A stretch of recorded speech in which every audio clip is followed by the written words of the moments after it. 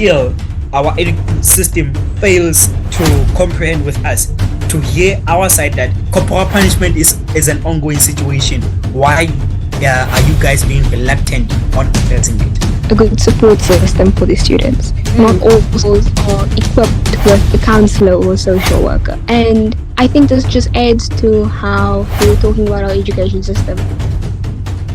Dumelang, Sanbonani, Molweni, hello amazing young minds and grown-ups, hoping they are still young. Welcome to yet another exciting episode of In Conversation with Portia, the African Echo, where we talk, we laugh, and most importantly, we get real about things that matter. Now, today's episode is all about something very important.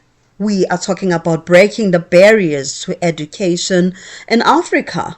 Imagine this, you wake up, get ready for school, but then boom, no transport, or your school has no teachers at all, or maybe just maybe you are a genius, but the school says, sorry, oh no, we don't have space for you. Sounds crazy, right? But for many children across the continent, this is real life. But guess what? We have two young superheroes in the house. They are not wearing capes. I really checked, but they are working very hard to make sure that every child in the African continent, they get the education they deserve. Let's meet them. I am welcoming Isabella Dawood. She is the ambassador of Western Cape Province. Hi, Isabella. Hi, how are you doing today? I'm great, thank you. We also have Kearabetswe, Khoase, or from the Nelson Mandela Children's Parliament. He is the Deputy President. Kearabetswe, welcome. How are you? Hello, and hello to the viewers. I'm doing very well, and how are you? I'm good. Let's start about the current state of education in South Africa. From your experiences as child leaders, do you think that every child in the country has equal access to quality education? Yeah, thank you so much. So I honestly would say that we could sit here for hours and just discuss our education system as a whole. But I do not think that education is fair in our country. If we look at just coming out of apartheid and everything that we have going on, there's still a lot of disparities in education from that. If we think of the Bantu Education Act that was happening during that time, it's still very prominent in modern day South Africa, even despite being so many years into democracy. We're seeing, if we think about children with disabilities in particular, we're seeing them being put on long lists or struggling to enroll in schools just because they simply have a disability, and most mainstream classes don't have the resources that these children can benefit from. Even children in rural areas, it's just so difficult for them to access good quality education because of the limited amount of schools that we have. Right. And from your side, Kearabetswe? Regarding that, Ms. Portia, I would definitely say to you, not all the children have equal access to quality education. Remember, we're talking about children from a variety of fields. We have like from quintile 1 to quintile 3 and then to more privileged children. But I want us to more that be direct to quintile 1 and preferably quintile 2. But in being more specific, not all the children, as I said, have equal access because of education. The education system does not dwell into provincial, especially rural areas, whereby there are certain teachers that are equipped with that type of experience, to teach these children. Because in those rural areas, when you talk of quality education, you are meaning that the constitution applies consistently and according to Section 29 in terms of the education sector, it has to be consistent. So meaning that there has to be no racial discrimination, there has to be no unjust treatment, everyone has to be treated equal. But it is detrimental in some of the children that even their own teachers are not that well equipped. Let's talk about, for instance, I wanted even to reference this. in our respective province, the Western Cape, I did see that last year our MEC in the Department of Basic Education, Mr. David Maynard, he did say that like teachers with a contract that is ending on the 31st of December 2024 will not be reappointed, and some of the teachers will be moved to other suitable vacancies in certain schools. So you question yourself that amongst those teachers who are teaching underprivileged children in certain rural areas, what happens to those children? Because we're talking about quality education here. Are they bearing in mind that those children also have to have equal access to quality education? What if the best of the best teachers are being removed in those areas? So it becomes unfair to those children, to be specific. Absolutely. And unfair is a very, very politically correct word to use here. If you are comparing the schools in the suburbs or the schools in the urban areas and the schools just within, the township, the rural areas, it's very, very different. It all depends on the province actually, and as the leaders do definitely have a say on that. But one thing we've realized is that in terms of provincial decision making, our basic education system is not so much inclusive in wanting to put us as the leaders in that type of decision making. So we, as you say, that we have to try address this type of teaching system whereby it's the same content but in different aspects. One is being taught in isiZulu and one is being taught in English. Imagine that huge gap. Yeah, definitely. It's in our leadership mandate. I don't know how we are working towards building that, but definitely believe you me that it is addressed. As much as we are talking in the declaration in the parliament, we are addressing this matter. No, definitely. And just something that I want to add on. The education system as a whole, it was based on a Eurocentric system. Yeah. We as South Africans do not have the same history, the same skill set, the same, as a country, we are extremely diverse and extremely gifted in other ways. It's extremely unfair if we look at matric, for example. A matric paper is only given to you in English and Afrikaans. We have, 12 or 13 official languages in our country.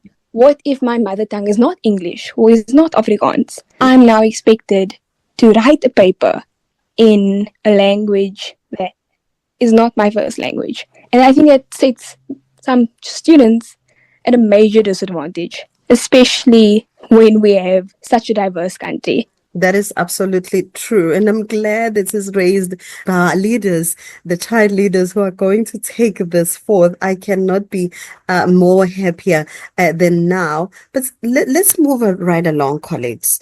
There is this new trend. I don't know where our kids got this from.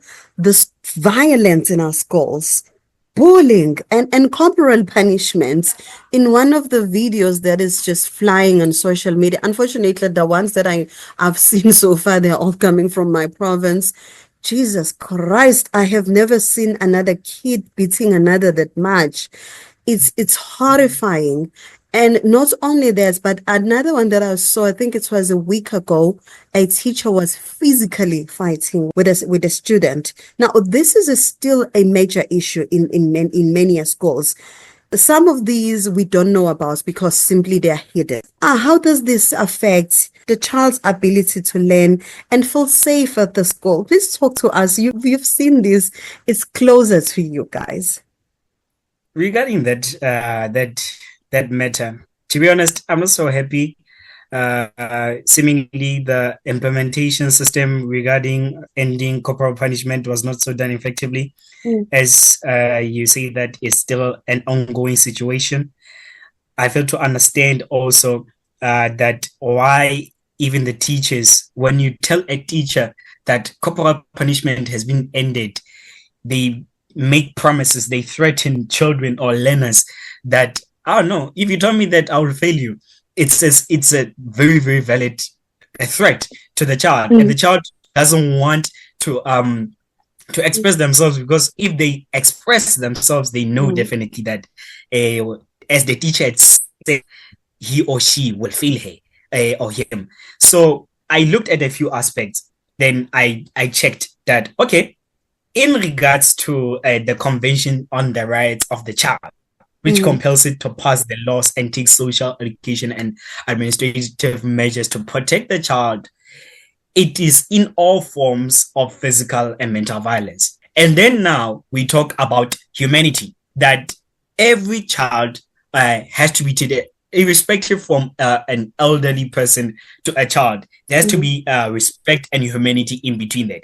So last year, I think I did even address this to one of our colleagues, actually a lot of my colleagues in this department, that in the very same province that I'm talking about, the Western Cape, and partially in the Eastern Cape, I saw other teachers that were busy like hitting children to such an extent that their hands swell. So I was like, this has to be addressed. But still, it's like the education system, when you address it, they don't take it too much into consideration, because what is in their mind is that we have to push content, we have to set up exams, we have to set up tests, we have to monitor the performance of the students. But life-wise, when you check the situation control in that, it's not so good. So in that, you may mention all of the laws, you may mention all of the declarations that have been formatted. Still, our education system fails to comprehend with us, to hear our side, that corporal punishment is an ongoing situation. Why are you guys being reluctant on addressing it? Isabella, maybe what do you think can be done to make the schools safer for all children? I attended a workshop with the Children's Commissioner for the Western Cape. And something that we said and that we were shocked to see is that not all schools have a good support system for their students. Not all schools are equipped with a counselor or a social worker. And I think this just adds to how we were talking about our education system and how under-resourced a lot of schools in South Africa are. I'm just looking at some statistics here. In 2019, approximately 1 million learners, that's about 6.8% of our student population, reported experiencing corporal punishment, and that's according to Stats SA. And if we, like Peter said, there is so many students who have not reported these cases. And it's not just physical harassment that we are seeing. Right. There's that threatening aspect of it. That teachers going behind, doing things they're not supposed to students, So I think really we need to start having this dialogue between students and support systems that government has. Government should be implementing programs to have more counselors and have more social workers in school, and really just give our schools the resources that they need to support students. It shouldn't just be about getting students to pass or get over the line so they can succeed to the next grade. It should be about really supporting them and empowering them so they can achieve their best marks. And where they're not achieving those marks, we should just give them more support and give them more resources so they can achieve those marks. And for the person that is joining us, this is how we are today talking about a very important conversation.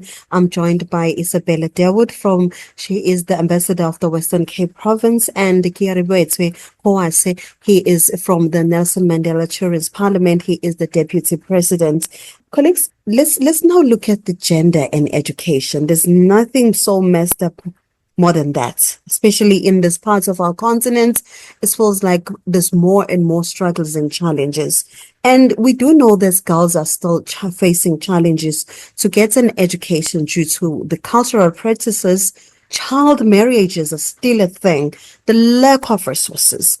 Now, have you seen any of these examples in your community? And maybe what do you think needs to be changed? We are 30 years into democracy now. Regarding gender in education, to be quite frank, in my community, that thing never ever existed, to be honest. and I'm grateful because of the kind of leadership we am exposed to doesn't condone such a manners to be conducted in my area. However, child marriage and education, it's something that does not combine, and it now violates especially a girl's right. Yes, even a boy's right as well. But in this decision-making period, whereby every child has a right, remember that a lot of children value their rights than their responsibilities. A person will preach more of their rights than their responsibilities. Then a boy child will come about and say, I do want this marriage, early marriage thing, but some of them do not entertain it as much. But here we are focusing on a female figure, a person that was underprivileged, who was not so much resourced, who was limited to do a lot of things from the apartheid system. And even when we entered the democracy, a few years, or let me say a decade or two, that has been like dominating. Education wise, it is. Phew, what a conversation. I don't know about you, but I feel like I've just unlocked a whole new level of knowledge, like a video game. But instead of coins, we're collecting wisdom. But wait, chummies, this was only part 1. You didn't think I'm going to give all the goodies at once, right? Oh, no. We are just warming up. Stay tuned for more on part 2.